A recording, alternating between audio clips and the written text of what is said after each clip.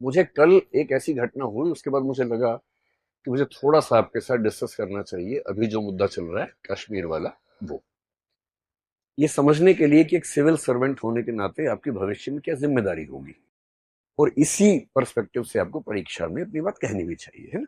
ये बात सिर्फ परीक्षा की नहीं है, जीवन की भी है। कल को आप एक जिला संभालेंगे, राज्य संभालेंगे, देश संभालेंगे, और देश संभालते हुए आपके हाथ से छोटी सी गलती हो गई तो बहुत भारी पड़ेगा पूरे देश को।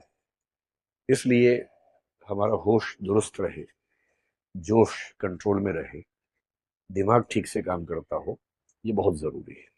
ये मुझे कल क्यों लगा, कल मैं जब क्लास से गया तो मुझे एक ऐसा बच्चा मिला जो हमारे ऑफिस में काम करता, बहुत नजदीक है, और वो बहुत ही बिलबिलाया हुआ था, बहुत नाराज था। तो मैंने उससे पूछा क्या हुआ, क्यों नाराज हो। बोला मेरा खून खौल रहा है। मैंने ठीक है भाई, जैसी घटना हुई है खून तो खोलना लाजमी है, किसी का भी खोलना चाहिए, लेकिन तुम्हें क्या लग रहा है।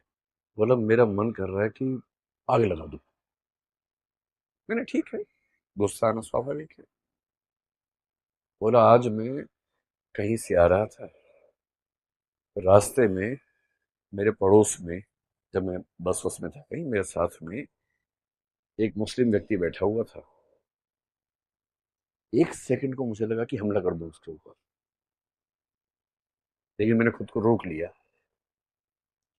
और पर मैं बहुत बदहवासी की हालत में, मैं समझ नहीं पा रहा क्या करूं, क्योंकि मैं झेल नहीं पा रहा हूं कि ये क्या हुआ है। चुन चुन के हिंदुओं को मारा गया है, कैसे स्वीकार करूं। अब ये मनहस्थिति ऐसा नहीं कि उसी की है, बहुत लोगों की है। आपके परिवारों में बहुत लोगों की होगी, आप में से भी कुछ की होगी जो यहाँ पे शायद कह नहीं रहे होंगे, लेकिन मन में तो सब बातें आती होंगी। ऐसे माहौल में एक सिविल सेवक की जिम्मेदारी क्या बनती है, हमें ये समझना है। और आप जब कल को निबंध लिखें, इंटरव्यू में जाएं, बात करें वहां पर, आपका नजरिया कैसा दिखना चाहिए, ये भी तो महत्वपूर्ण बात है ना, गौण बात थोड़ा ना। सबसे पहली बात जो आप इथिक्स में एक टॉपिक है इमोशनल इंटेलिजेंस, भावनात्मक बुद्धिमत्ता, उसमें पढ़ेंगे। जब भी कोई आपको उकसा रहा हो, नंबर वन, उकसावे में नहीं आना है। इमोशंस में बह के फैसला नहीं करना है।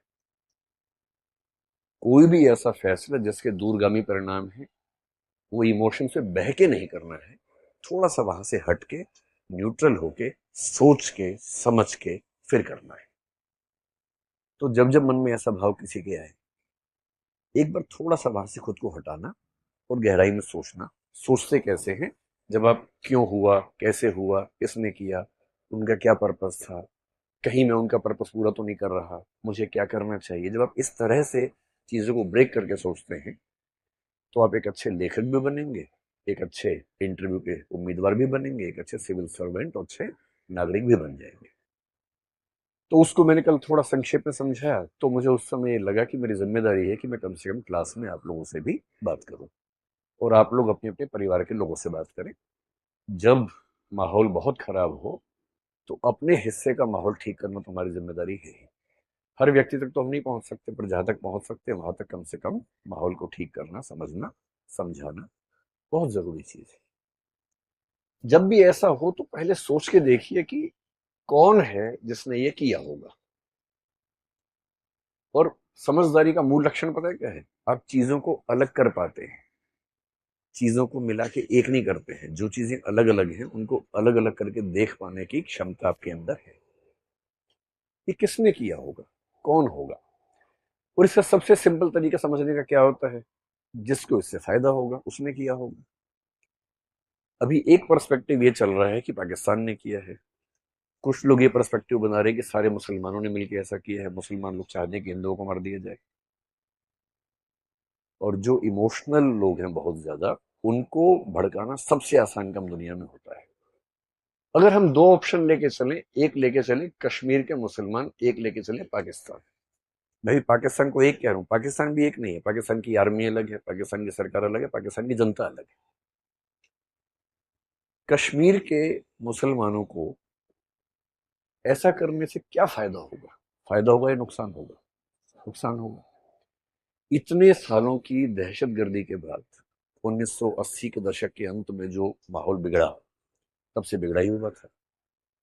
2019 के बाद जब 370 को एब्रोगेट किया गया, तब भी कहा गया कि माहौल बिगड़ेगा, पर माहौल लगभग स्थिर रहा, संभल गया। कई साल तक केंद्र शासित प्रदेश के रूप में शासन चला केंद्र के माध्यम से। अब वहां इलेक्शंस भी हो गए। जनता की डिमांड पता नहीं थी, यानी क्योंकि कई वहां के लोगों ने ये भी कहा कि हमें तो ऐसे ही ठीक लग रहा था, बिना बात के इलेक्शन करवा दिया आपने। पर ठीक है, जनता का रिप्रेजेंटेशन होना चाहिए, इलेक्शन हो गया। उसके बाद अगर आप डेटा देखें, और एक सिविल सर्वेंट की पहली पहचान है कि वो डेटा देख के बात करता है, हवाई बात नहीं करता है। पिछले 2 सालों में जम्मू कश्मीर में टूरिस्ट जो गए उनकी संख्या 22 लाख से 25 लाख थी, और पिछले साल 2.5 करोड़ की संख्या थी। 10 टाइम्स बढ़ोतरी हुई वहां के पर्यटन में, और वहां का मुख्य उद्योग तो वही है, पर्यटन ही, टूरिज्म है। इस साल भी उम्मीद थी कि पर्यटन बहुत बढ़ेगा।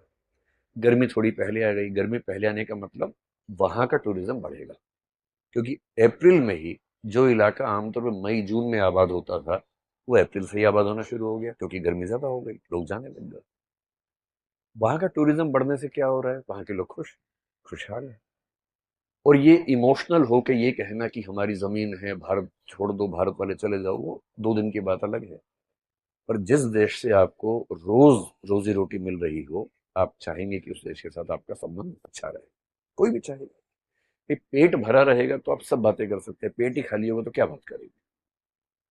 और ऐसी रिपोर्ट्स में 3-4 दिन से पढ़ रहा हूं कि जो बेरोजगार युवक वहां पर पाकिस्तान के आतंकवादियों को बॉर्डर क्रॉस करवा के कश्मीर के अंदर लेके आते थे, उनमें से एक भी उपलब्ध नहीं है, क्योंकि उन सबको रोजगार मिल गया है। उनको उस काम के लिए मिलता था 5,000 रुपए, आजकल वो हर महीने 40-50 हजार रुपए कमा रहे हैं, केवल टूरिज्म की वजह से। जितने होटल थे सब भर जाते हैं, अब क्या करें, लौटाएं कैसे। तो वहां के लोगों ने अपने घरों में एक एक कमरा निकाल दिया टूरिज्म के लिए, गांवों तक में निकाल दिया कि सस्ते में हो जाएगा, थोड़ा दूर जाके रहेंगे गांव में, घर के अंदर लोग रखते हैं कि टूरिज्म का डेवलपमेंट होता रहे। और जिस चीज से पूरे राज्य की इकोनॉमी चल रही है, कोई अपने पेट पे लात क्यों मारे। इस बात से दिक्कत किसको हो सकती है, कश्मीरी मुसलमानों को दिक्कत है नहीं। ये हो सकता है कि उनमें से कुछ लोग किसी के बहकावे में आए होंगे, ये हो सकता है, क्योंकि लोकल सपोर्ट के बिना इतना बड़ा हमला नहीं हो सकता है, ये बात भी सही है। लेकिन जनरली वहां का समुदाय क्यों चाहेगा कि 2.5 करोड़ टूरिस्ट जो आ रहे हैं, इस बार उम्मीद 3 करोड़ की वो कर रहे हैं। अब तो पिछले 2 दिन से जो हालत है वहां पर, कि जो पहलगाम स्विट्जरलैंड था, वो बन गया घोस्ट सिटी जैसा, पूरे शहर में कोई नजर नहीं आ रहा। ये कौन चाहेगा।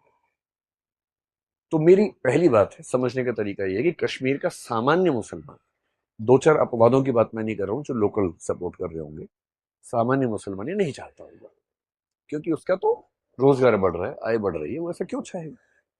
तो कौन चाह सकता है। इतना दुरुस्त हमला है, इतनी तैयारी के साथ हमला है, कोई रैंडम व्यक्ति नहीं कर सकता। कोई व्यक्ति रैंडमली जाए मार दे भाई, जिनके सिर पे कैमरे लगे हुए हैं और जो लाइव टेलीकास्ट कर रहे हैं, उसको एडिट कर रहे हैं ऑन द स्पॉट और भेज रहे हैं अपने आकाओं को, और जो इतनी बड़ी बड़ी भारी भारी बंदूकें आराम से संभाल पा रहे हैं, जो किसी से पूछ रहे हैं तुम्हारा धर्म कौन सा, हिंदू, सीधे मार दिए सिर पे। इतने ठंडे खून के साथ किलिंग करना मजाक नहीं होता है। कभी आप आईपीएस बनेंगे, पहली बार किसी को मारना पड़ गया ना, कई दिन नींद नहीं आती उसके बाद। जो इतना कोल्ड ब्लडेड मर्डर करता है, इसका मतलब वेल ट्रेन्ड व्यक्ति है, उसको ट्रेनिंग कहाँ से मिली होगी। तो ट्रेनिंग कौन देगा, सीधी सी बात है, पाकिस्तान से मिली होगी, अब तो ये मान के चलेंगे। पाकिस्तान को क्या दिक्कत है। पाकिस्तान की जनता को मेरे ख्याल से कोई दिक्कत नहीं है। जनता में कुछ मूर्ख हर देश में होते हैं, हमारे देश में भी, उनके देश में भी हैं, जो बिना बात के बिलबिलाते रहते हैं, भारत को बर्बाद कर दो, यहां भी पाकिस्तान बर्बाद कर दो, पाकिस्तान को खत्म कर दो। अरे खत्म करके वो लोग कहाँ जाएंगे, कहीं तो रहेंगे ना भाई। यहां आ गए तो और तबाह हो जाओगे आप। अच्छा वहां पर है, लेकिन खत्म कर दो। ऐसे क्यों खत्म कर दो, वो रहते हैं ठीक है, रहें मस्त, हमें परेशान ना करें, हमें क्या दिक्कत है इस चीज से। क्या पाकिस्तान की सरकार को दिक्कत है, हो सकती है, लेकिन मेरे ख्याल से फिलहाल जिसको दिक्कत है वो वहां की आर्मी है। और आर्मी को क्यों दिक्कत है, सिंपल है, समझिए क्यों दिक्कत है। आप तो आईआर भी पढ़ेंगे, सिक्योरिटी पढ़ेंगे, ये सब आपके पाठ्यक्रम की चीजें हैं। क्यों दिक्कत है? एक तो पाकिस्तान एक फेल्ड स्टेट की स्थिति में जा चुका है, कटोरा लेके दुनिया भर में भीख मांगता है, पैसे नहीं है। जहां आटा 600 रुपए किलो हो चुका हो और हालत खराब होती जा रही हो, आम पाकिस्तानी के पास खाने पीने के पैसे नहीं। और जब खाने पीने के पैसे ना हो तो उस देश में गृह युद्ध भड़कना बहुत आसान होता है। सिविल वॉर न भड़के तो लोगों को इमोशनली फूल बनाना बहुत जरूरी होता है। तो जब जब किसी देश में जनता परेशान होती है, शासकों की कोशिश होती है कि किसी मामले में उलझा दो। और जब भी युद्ध का मौसम बने, हो सकता है कि किसी देश में इलेक्शन होने वाले। एक शायर ने बड़ी खूब पंक्ति कही है, सुनिए आपने पंक्ति वो वाली। तो उन्होंने कहा, सरहदों पर तनाव है, पता करो क्या देश में चुनाव है। क्योंकि लोगों को इमोशनल बना देंगे, चुनाव होगा, उसका फायदा मिल जाएगा। इस समय पाकिस्तान की सरकार क्राइसिस में है, तो पाकिस्तान की सरकार को चुनाव हो या ना हो जनता का ध्यान भटकाने की जरूरत है, इसलिए वैसा कर सकते हैं। फिर कुछ दिन पहले वहां पर एक घटना हुई बलूचिस्तान को लेकर। पाकिस्तान पेट से है, बलूचिस्तान कभी भी हो सकता है। बधाई हो, बलूचिस्तान हुआ है। ये खबर ये बात बात ताली बजाने की नहीं है, रियल सिचुएशन ऐसी वहां पर इस समय चल रही है। 2-3 बच्चे होने की उम्मीद है। इधर इधर इधर सिंध ओवर ड्यू है, कभी भी खबर आ सकती है। तो लेकिन ये खबर जल्दी आने वाली है। ये प्री मैच्योर बेबी है, थोड़ा जल्दी 7-7.5 महीने में लगता है कि ऐसा होता है कभी कभी, प्रकृति के अपने उसूल होते हैं। अब उनको लग रहा है कि सोचो किसी देश के अंदर ट्रेन हाईजैक हो गई। बस भाई फ्लाइट फिर भी समझ में आता है कि फ्लाइट में 2 लोग चढ़े लेके चले गए, ट्रेन तो जमीन पे है, इतनी लंबी है। ट्रेन हाईजैक हो गई, कितने लोगों को मार दिया, सेना कितने लोगों को मार दिया। पूरी दुनिया भर में थू थू हो रही है कि आपसे अपने देश में ट्रेन नहीं संभल रही है। आपके देश का एक बहुत बड़ा प्रांत इतना नाराज है कि आपके देश की ट्रेन पे कब्जा कर लेता है। उनको बलूचिस्तान के मामले को दबाना है, शांत करना है। और शांत करने का तरीका क्या है? कुछ और भड़का दो मामला, उससे लोगों का दिमाग वहां से हट जाता है। तो एक तो गरीबी, ऊपर से बलूचिस्तान, और तीसरा एक शख्स वहां बहुत परेशान है, उसका नाम है असीम मुनीर। वो वहां के सेनाध्यक्ष है, चीफ ऑफ आर्मी स्टाफ है। अगर उनकी बैकग्राउंड थोड़ी सी आपको पता हो, भारत से गए थे जब, मतलब भारत और पाकिस्तान बटे थे, उस समय भारत से उनका परिवार गया था पंजाब से। पंजाब के मुसलमान जो होते हैं, पंजाबी मुसलमान, उस बैकग्राउंड से हैं। इमरान खान के दौर में उनके नजदीकी थे, आईएसआई के चीफ बनाए गए थे। आईएसआई का बेसिक काम है भारत को परेशान करना, उसके चीफ थे। फिर इन्होंने कुछ ऐसी बड़ी मिस्टेक कर दी कि उसके बाद इनको पनिशमेंट पोस्टिंग देके बहुत खराब पोस्टिंग में भेज दिया गया। अब जैसे इमरान खान की सत्ता पलटी, नवाज शरीफ के भाई है, तो नवाज शरीफ के निर्देश पे कहते हैं कि उनको पाकिस्तान का सेनाध्यक्ष रिटायरमेंट से 2 दिन पहले बनाया गया, एक्सटेंशन देके। और इसलिए बनाया गया कि इमरान खान के दुश्मन नंबर 1 है इस समय। इमरान खान और उनके समर्थक इस समय पाकिस्तान की नाक में दम किए हुए हैं लगातार, बात बात पे राजधानी घेर लेते हैं। और ऐसा लगता है कि राजधानी कब्जे में है इमरान खान के लोगों के। तो इमरान खान फैक्टर को दबाने के लिए सेना का प्रमुख ये व्यक्ति बना है। और इसके मन में एक परेशानी हमेशा से भारत को लेके, इसने कुछ दिन पहले ऐसी एक स्पीच दी भी थी जिसमें भारत के हिंदुओं को अटैक किया कि हिंदू लोग हमसे अलग हैं, हम एकदम अलग हैं, हम एक हो ही नहीं सकते हैं, इस तरह की बातें की। जो एक हिंट अपने आप में था कि कुछ तो पक रहा है। और इनको ये समझ में आ रहा है कि अगर युद्ध होते रहेंगे तो आर्मी का महत्व रहेगा, युद्ध नहीं होंगे तो आर्मी का महत्व खत्म हो जाएगा। कश्मीर से लोकल सपोर्ट जीरो हो चुकी है। और धर्म का मुद्दा कि धर्म के नाम पे राज्य अलग होगा, देश अलग होगा, लोग नहीं करना चाह रहे। लोग शांत हैं, उनको रोजी रोटी मिल रही है, उनकी लोकप्रिय सरकार का इलेक्शन भी वहां पर हो चुका है। तो लोग क्यों आंदोलन करेंगे, क्यों क्रांति करेंगे भाई? और इसलिए आप पहली बार देखेंगे इस हादसे के बाद कश्मीर के मुसलमानों ने बहुत सारे मोर्चे खोल के विरोध किया। दिल्ली के जामा मस्जिद के शाही इमाम ने विरोध किया। और जो ऐसी पार्टियां भारत में जिनको लेकर लोग कहते हैं कि वो एकदम प्रो मुसलमान है, एंटी हिंदू है, वो वैसी साहब हो, खुल के समर्थन किया भारत सरकार का कि हम देश के साथ हैं। देश का हर मुसलमान संगठन इस समय खुल के वोकली देश के साथ खड़ा हुआ है। ये वो बार बार कह रहे हैं कि उनको कहना जरूरी भी है, उन पर शक है, उनका कहना लाजमी है और कह भी रहे हैं, खुल के कह रहे हैं। इतना होने के बाद भी यदि हम आपस में नफरतें बढ़ा लेंगे तो इसका मतलब हमसे बड़ा कोई मूर्ख नहीं। उनकी साजिश ये है कि ऐसी कुछ घटनाएं कर दो कि कश्मीर के अंदर फिर से हिंदू मुसलमान इतना हो जाए कि कश्मीर की जो डेवलपमेंट थी, जो कश्मीर के लोग हिंदुस्तान का हिस्सा मन से बन रहे थे, वो ना बन पाए। फिर पटरी से उतर जाए सारा प्रोसेस, जो इतनी मुश्किल से पटरी पे आया है, सारा उतर जाए पटरी से। हमारे देश की देखिए सबसे खूबसूरत बात क्या है, कहते हैं कि भारत में भी इस समय सांप्रदायिकता ज्यादा है। मैं खुद इस बात से सहमत हूं कि हाँ, इस समय माहौल में पहले की तुलना में थोड़ा सा दबाव ज्यादा रहता है।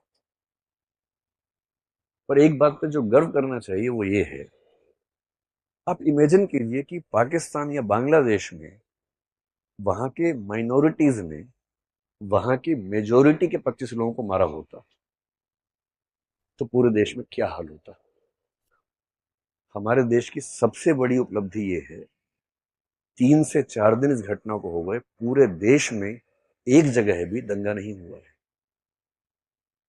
किसी देश की मेजोरिटी के 27 लोगों को मारा जाए, 25 लोगों को मारा जाए, बेरहमी से मारा जाए, और पूरे देश में एक भी दंगा फसाद ना हो, इसका मतलब है कि वो देश अपनी मूल प्रकृति में हिंसक नहीं है, मूल प्रकृति में चीजों को समझता है, समझदार है। और सबका गुस्सा कुल मिला के पाकिस्तान को लेके है, न कि भारत के लोगों के बीच की खाई की तरफ है।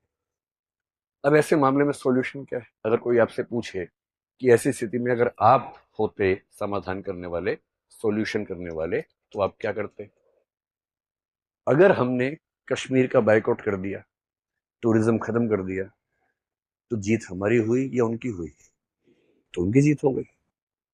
इसे सही समाधान क्या है?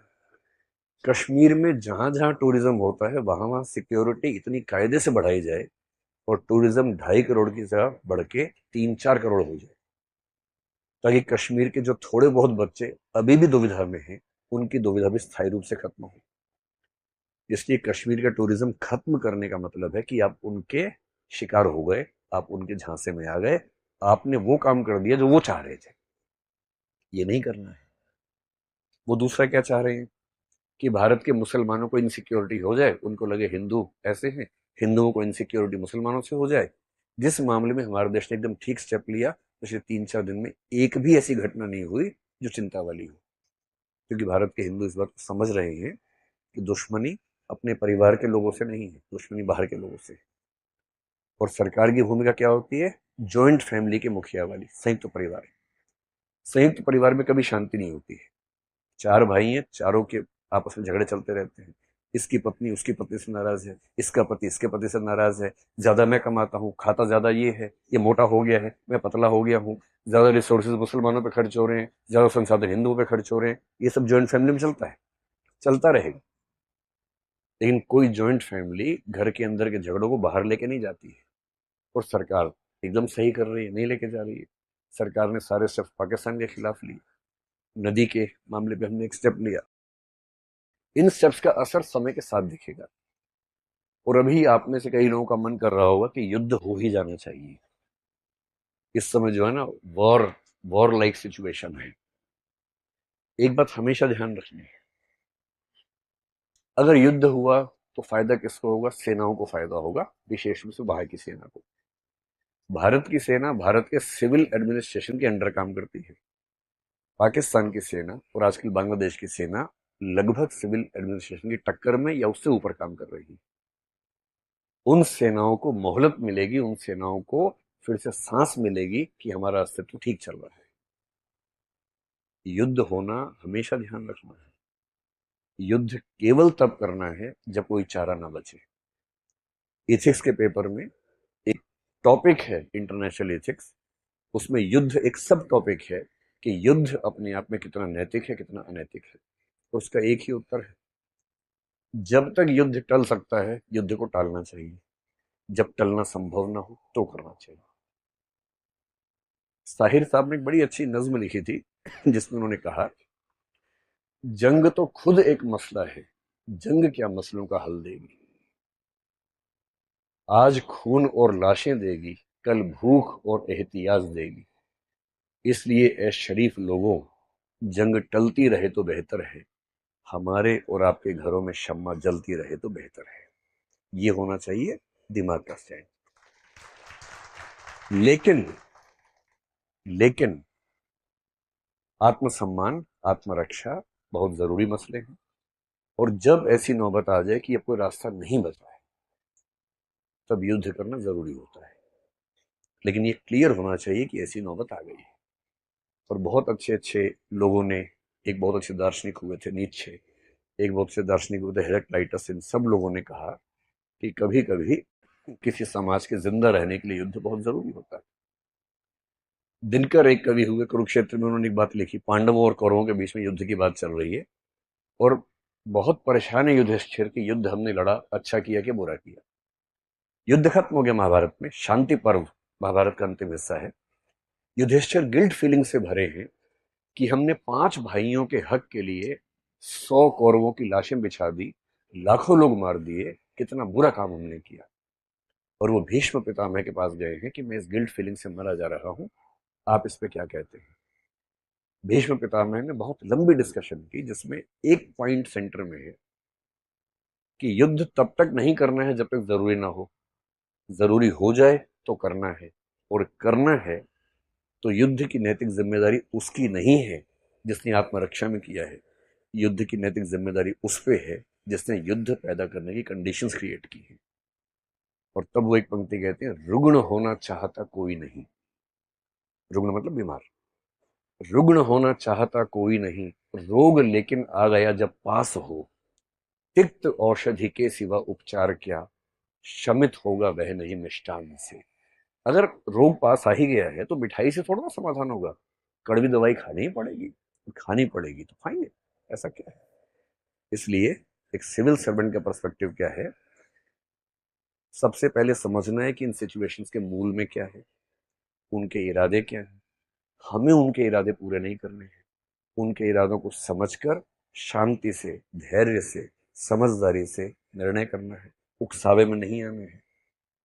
पाकिस्तान की जनता के खिलाफ नहीं सोचना है, जो गलत कर रहे हैं, जो वहां के आतंकवादी हैंडल्स हैं या सेना के लोग हैं, उनके बारे में सोचना है। युद्ध जैसी स्थितियों से खुद को भी रोकना है, आसपास के माहौल को भी ठीक रखना है। और अगर भविष्य में कभी ऐसी नौबत आ जाए, वैसे तो न्यूक्लियर पावर्स के बीच में युद्ध आमतौर पर नहीं होता है, इंटरनेशनल कम्युनिटी संभालेगी इस चीज को, अगर ऐसा होगा तो आ जाए तो फिर देख लेंगे ऐसा भी क्या है।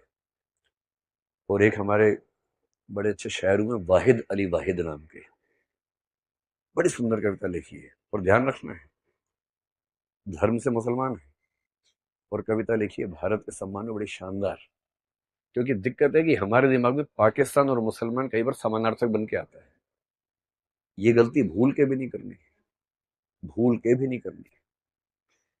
और वो कह रहे हैं, द्वंद्व कहां तक पाला जाए, युद्ध कहां तक टाला जाए, तू भी है राणा का वंशज, फेंक जहां तक भाला जाए, दोनों ओर लिखा हो भारत, सिक्का वही उछाला जाए, इस बिगड़ैल पड़ोसी को अब फिर शीशे में ढाला जाए। तो बिगड़ैल पड़ोसी को ढालना पड़े, ढाल देना चाहिए, लेकिन मिसप्लेस्ड एरोगेंस से बचना है। गुस्सा उस पे करना है जिस पे करना चाहिए, उसका नाम लेके किसी और पे नहीं करना है। एक समझदार नागरिक होने की ये बुनियादी जिम्मेदारी है। और मुझे उम्मीद है कि हम सब, भाई आप तो कल को देश संभालेंगे ना, अभी खुद को संभालो, पहले खुद को संभाल के परिवार को संभालो, अपने आसपास के माहौल को संभालो, कल को देश को संभालो।